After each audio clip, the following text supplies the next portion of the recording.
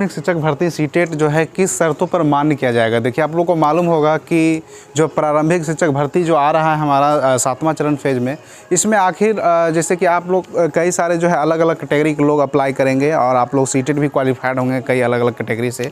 तो आपने क्या सोचा एक बात कि क्या मैं अगर अप्लाई करूँगा बिहार शिक्षक 7वां में 7 फेज में जब अप्लाई करिएगा आप, तो उस समय जो आपसे जाति जो मांगा जाएगा वो क्या स्टेट लेवल पर होना चाहिए या फिर सेंट्रल लेवल पर होना चाहिए।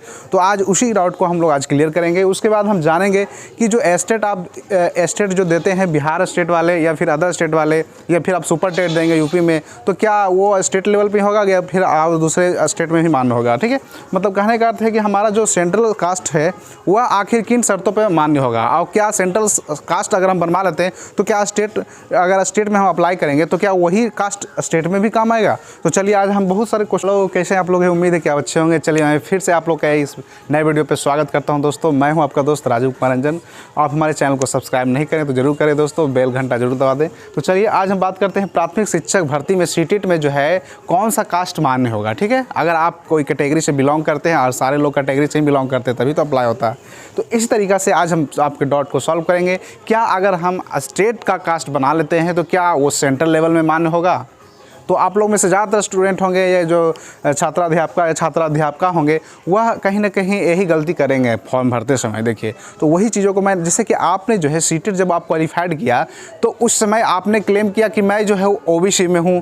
तो ओबीसी में कई कैटेगरियाँ स्टेट में जो है अलग है, नहीं सेंट्रल में अलग है। ओबीसी की कैटेगरियाँ में अलग अलग जात को शामिल किया। जैसे हाल ही में अगर आप देखें हम सुप्रीम कोर्ट जो है लोहार जाति से जो बिलोंग करते थे बिहार में उनको जो है एससी कैटेगरी में डाल दिए थे, लेकिन सुप्रीम कोर्ट के कार पर उनको ओबीसी में डालने को कहा गया। तो इसी तरीक़ा से डाउट कई सारे आप लोगों में होगा कि मैं सेंट्रल का सीटेट क्वालिफाइड हूं तो लेकिन मैं वहां पे ओबीसी में काउंट होता हूं, यहां पे कुछ और जाती है। नहीं, इसी तरीक़ा से आप अगर सीटेट क्वालिफाइड है या बीटेट आप क्वालिफाइड हैं तो बीटेट आप है अगर स्टेट में आप अप्लाई करें तो बीटेट तो आपका मान्य होगा स्टेट भर में ही, नहीं लेकिन सीटेट जो हमारा है वो पूरे ऑल इंडिया में मान्य होता है दोस्तों। ठीक है, तो उसके लिए आपको नेशनल मतलब कि सेंट्रल लेवल पे कास्ट बनाने की ज़रूरत है, तभी आप वो मान्य होगा। जैसे कि अगर बिहार सरकार 7 फेज में अप्लाई करता हूं तो मैं अगर सीटेट पास हूं तो सीटेट पास होने का मतलब है कि हमारा जो है सेंट्रल का कास्ट होना चाहिए। ठीक है, तभी वह मान्य होगा। अगर हम दावा कर रहे हैं सेंट्रल स्टेट में सीटेट में या फिर अदर स्टेट में हम अप्लाई कर रहे हैं सीटेट के थ्रू,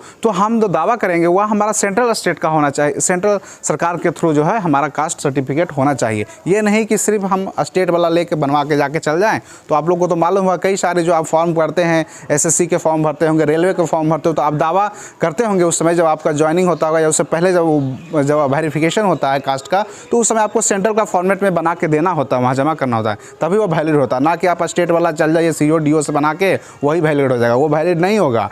वो वैलिड कब होगा जब आप बिहार में जैसे कि बीपीएससी देते हैं, बिहार दरोगा देते हैं, बिहार पुलिस देते हैं, नहीं बिहार का जो स्टेट का जो आपका नौकरियाँ हैं उसमें आपका वैलिड होगा सीओ डीओ जो भी होते हैं, नहीं जो हमारा ब्लॉक लेवल पर बनता है उससे तब वो वैलिड होगा। लेकिन अगर आप सेंट्रल से सीटेट पास हैं तो आपको जब बिहार 7 फेज में आप अप्लाई करेंगे तो वो हमारा जो है कास्ट सर्टिफिकेट सेंट्रल का ही वहाँ पे आपको लगाना होगा, क्योंकि आपने दावा किया है सीटेट। ठीक है, तो आपको ये गलती नहीं करना है क्योंकि बहुत ही नज़दीक आ रहा है हमारा 7वां चरण और अब होली हम लोग लगभग सारे लोग मना ही लिए होंगे।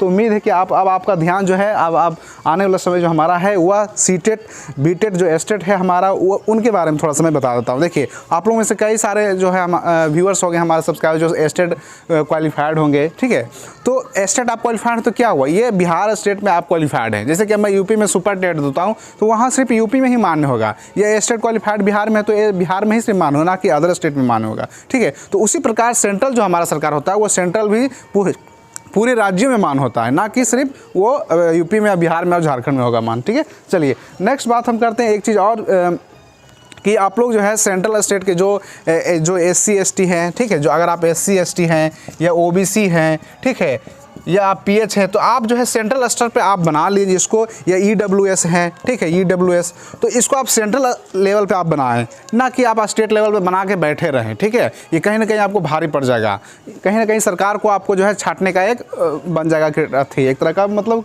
कह सकते हैं कि एक इस तरीका का बहाना बनेगा कि आपको जो है यहाँ पर छाटा जाए और आपको जो है बाहर का रास्ता दिखाया जाए। तो इसलिए आप जो है सेंट्रल स्टेट का आप बना लें, क्योंकि आपने सिटी क्वालिफाइड किया है तो आप सेंट्रल का ही बनवा के चले। ठीक है, क्योंकि उसी के के अनुसार आप जो है आप अपना जो है रिजर्वेशन ले रहे हैं। जैसे कुछ महिलाएं हैं जो कहते हैं सर मैं 83, अगर वो 83 में क्वालिफाइड हैं, ठीक है, मानते हैं 83 में आप क्वालिफाइड है, लेकिन आप CTET में क्वालिफाइड हैं, तो उसके लिए आप उस वहाँ पे दावा आपका करना होगा, ठीक है। बिहार सरकार में जो है आपको सेंट्रल भी बनाना होगा और स्टेट को तो बना के रखना ही होगा, क्योंकि एक तो बिहार का नौकरी है तो स्टेट का तो ही खोजेगा ही, और प्लस आप CET के थ्रू आ रहे हैं तो वहाँ पे सेंट्रल आपको दावा करना ही होगा। चलिए, तो एक इस तरीक़ा से आपको एक बता दूं कि OBC कैटेगरी में जो है बहुत सारे छात्र जो होते हैं OBC कैटेगरी से आते हैं, तो वो सोचते हैं कि उनको आखिर स्टेट में जो है कुछ और कैटेगरी, कुछ और जातियाँ में शामिल कर दिया गया है, लेकिन सेंट्रल में वो OBC काउंट नहीं हो रहे हैं। तो इस तरीक़ा से उनको जो है बहुत सारा दुविधा हो जाता है। और कुछ स्टूडेंट का जो क्वेश्चन है कि सर मैं CTET में कैटेगरी मेरा कुछ और था और स्टेट में कैटेगरी कुछ मैं आ रहा हूँ।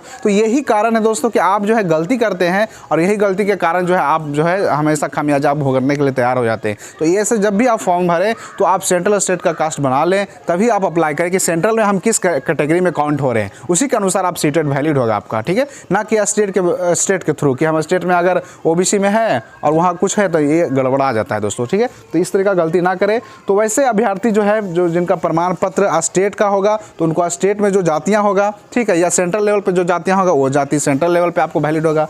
स्टेट में आपका रिजर्वेशन है तो स्टेट में वो वैलिड होगा आपका स्टेट वाला, ठीक है। तो ये तो आपको मालूम होगा कि आरक्षित श्रेणी जो प्रदेश के होंगे नहीं तो उसको जो है उसी अंतर्गत जो है आरक्षित किया जाएगा, नहीं तो उसको निरस्त किया जाएगा, नहीं अगर आप सेंट्रल में भी भरते हैं तो इस तरीक़ा से दोस्तों उम्मीद है कि आपको ये वीडियो मैंने लाया जो बेहतर होगा, ये आपके लिए नॉलेज के लिए, क्योंकि बहुत ज़रूरी है दोस्तों। ये CTET का जो है सर्टिफिकेट आप लोगों में बहुत सारा का जो है गड़बड़ हो गया है, बहुत सारा का तो कैटेगरी भी चेंज हो गया है। तो इस तरीक़ा से कुछ लोग पूछ रहे हैं कि जो महिलाएं हैं ये जो कम अंकों पे क्वालिफाइड हैं बिहार 7th फेज में, तो उनको जो है वो पूछ रहे हैं कि हमारा जो सर्टिफिकेट होगा CTET का, वो सर्टिफिकेट तो हम लोग को मिलेगा नहीं, क्योंकि जनरल में आप हैं तो 90 रहना चाहिए तभी आप क्वालिफाइड वहाँ CET में माने जाएंगे।